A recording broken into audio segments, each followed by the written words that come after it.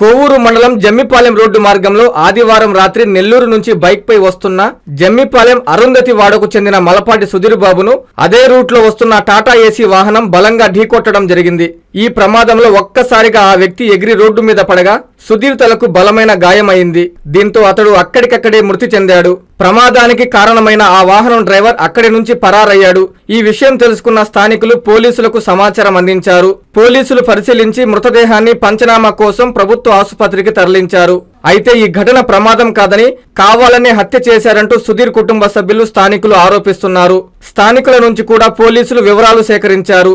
తల్లి, భార్య, స్థానికులంతా మోటార్ల దొంగలే హత్య చేసి ఉంటారని అనుమానాలు వ్యక్తం చేస్తున్నారు. సుధీర్ మృతితో అక్కడ ఉద్రిక్తత నెలకొంది. సుధీర్ నెల్లూరులోని సిఎంఆర్ షాపింగ్ మాల్లో సేల్స్ లో పనిచేస్తుంటాడు.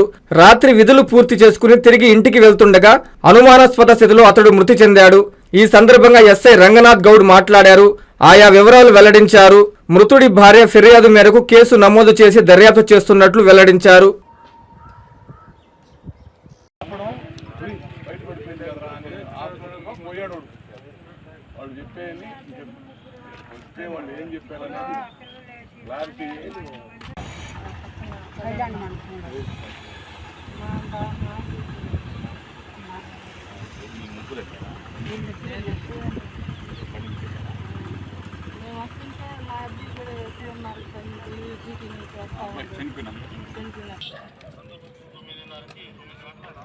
అక్కడ ఆపింది అక్కడ పోదామా?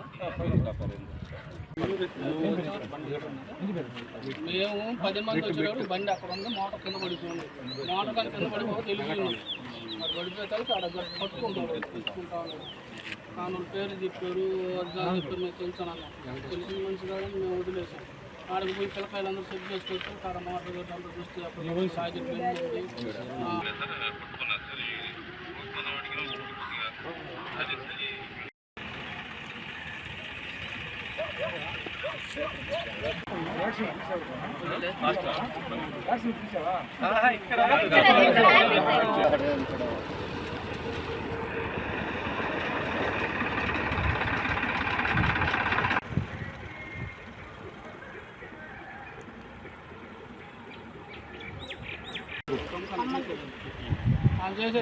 వెనక్కి పోవటం ఆపైన కొట్టేశారు.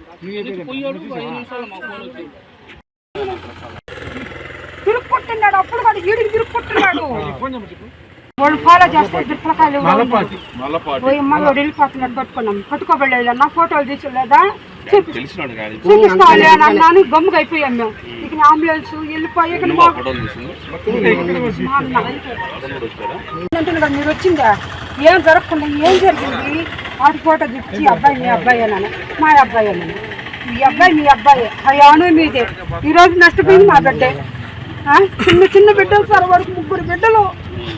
అమ్మ ఏ పనికి పోతుందని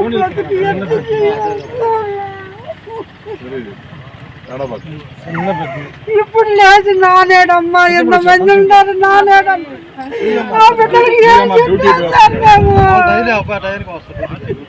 నమస్తే అండి. 22వ తేదీ సాయంత్రం బాగా పొద్దుపోయిన తర్వాత 11 గంటల సమయంలో మల్లపాటి సుధీర్ బాబు అనే ఒక వ్యక్తి, జమ్మిపాలెంకి సంబంధించిన వ్యక్తి, సిఎంఆర్ షాపింగ్ మాల్లో క్యాషియర్గా పనిచేస్తూ నెల్లూరు నుంచి తిరిగి ఇంటికి వస్తూ 11 గంటల సమయంలో జమ్మిపాలెం పోలేరమ్మ గుడి దగ్గరికి వచ్చిన తర్వాత అతనికి ఆపోజిట్గా ఒక టాటా ఏసీ వెహికల్ దోస్తు బండి వేగంగా వచ్చి అతన్ని డాష్ చేయడం జరిగింది. ఆ స్పాట్లోనే అతను వెనక్కి పడటం వల్ల బ్లీడింగ్ అవటం వల్ల స్పాట్లో చనిపోవడం జరిగింది. తర్వాత అతన్ని గవర్నమెంట్ ఆసుపత్రి కోవూరుకు షిఫ్ట్ చేశారు. అతని భార్య యొక్క రిపోర్ట్ మేరకు ఈ టాటా ఏసీ బండి మీద ఎఫ్ఐఆర్ నమోదు చేసి దర్యాప్తు చేస్తుంది. ఫర్దర్ దర్యాప్తులో మిగతా విషయాలు తెలియవచ్చు. అక్షయ తృతీయ అష్టైశ్వర్యాల పండుగ, బంగారు పండుగ. బంగారం ధర పెరుగుతోందని చింత ఎలా? చందన స్వర్ణ మందిర్ ఉందిగా మన చింత.